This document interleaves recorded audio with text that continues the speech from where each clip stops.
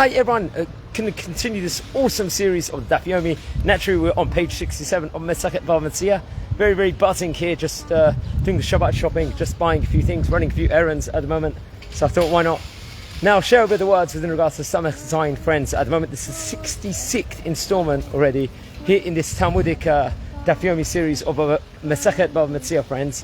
So a lot to talk about today, friends. It's actually interesting. In today's page, we've been learning all about transactions recently. We're just crossing the road. Different transactions that do take place, within regards to loans. We've been learning about the different kinds of loans that people could be giving to others. We've been talking about ribit, interest. We know that there's a biblical prohibition in general. It's like an encyclopedia of all these different kinds of case scenarios where we learn very, very high level learning. But friends, a case scenario comes today where it involves relatives over here. Someone is in need of money. It's a dire straits at the moment. They don't have cash, they don't have capital, and they need to sell their property, and a relative wants to step in and buy the property, maybe let's say at a cheaper price and everything else. And then these sellers, they don't want to lose their property. They're in a very, very bad situation. They have appointed an agent, and they want to ask this specific agent over here that please make inside the negotiation that we will be able to have a buyback clause. We're going to be able to stand on our feet. Our financial situation is going to improve. We want to buy it back. So in a nutshell, this seemingly is like a loan over here. It's like a love. It's like a loan over here. You could argue if things have not been stipulated properly over here. So what is going to be the din over here, friends? So very, very interesting. Now, this agent, when he steps in, does he actually tell the buyers, the people that are buying, that the seller wants to buy back, the buyback clause? Let's say hypothetically that these sellers are going to give like a very casual and very flimsy statement and say, look, they're your relatives, you know better than us. You know the situation better. And they don't do a proper job of it. And then the people that are buying, let's just say,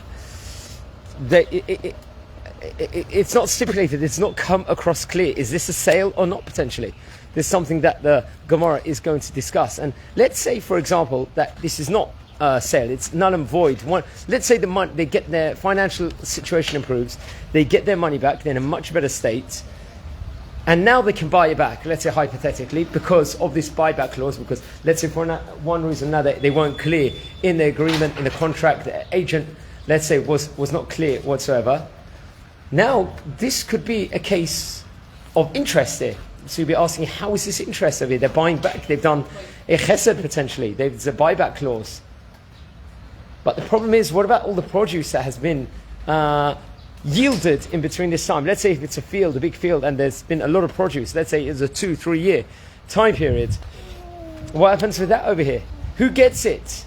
But if the woman's bought it cheap, this property, and has sold it back to the owners once they can stand on their feet, say she wants to keep the produce over here, that might be a case of interest over here, or not. Maybe a lot of money has been yielded at this point in time. This could be a case of ribit. So the rabbis are going to grapple within regards to this situation, but as seemingly, and this won't fall under biblical prohibition of ribit, of interest over here.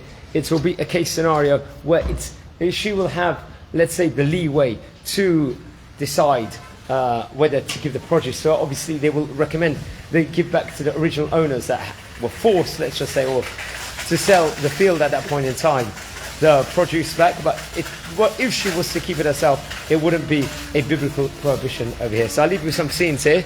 We've just got to buy some things in the pharmacy over here. Some good Shabbat scenes.